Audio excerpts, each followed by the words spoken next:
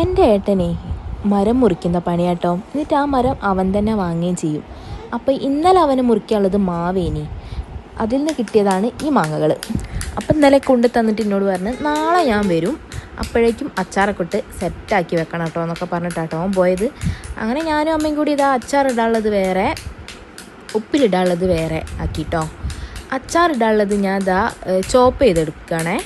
അങ്ങനെ രണ്ടും വേറെ വേറെ ആക്കി. ഉപ്പിലിടാനുള്ളത് സുർക്കും ഉപ്പും പിന്നെ എല്ലാവർക്കും അറിയാമല്ലോ, ഒന്ന് ജസ്റ്റ് കുലുക്കി മിക്സാക്കി, പിന്നെ കുറച്ചിൻ്റെ കലാപരിപാടികളും. അങ്ങനെ അച്ചാറിനുള്ള പരിപാടി ഇവിടെ നോക്കുക. ഉലുവ വറുക്കുക, കടുക് വറുക്കുക, പിന്നെ ബാക്ക്ഗ്രൗണ്ടല്ല അപ്പുക്കുട്ടൻ്റെ സാൻഡ്വിച്ച് സൗണ്ടുകളാട്ടോ കേൾക്കുന്നത്.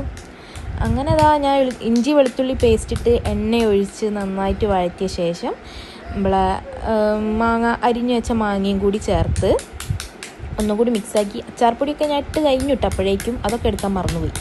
അങ്ങനെ എനിക്കൊരു കളർ ഇങ്ങനെ വരാത്ത പോലെ തോന്നുക, ഞാൻ അച്ചാറിടുമ്പോൾ മാത്രം ഒരു ലുക്കില്ലാത്ത പോലെ തോന്നുന്നു എനിക്ക്. അപ്പോൾ എനിക്ക് ഓർമ്മ വന്നത് ഈ മറ്റേ ഡയലോഗാണ്, ഇത് ഇങ്ങനെയൊന്നും അല്ലടാ എന്നുള്ളത്. അങ്ങനെ അതാ പിന്നെ സ്റ്റീൽ പാത്രത്തിലേക്കാക്കി.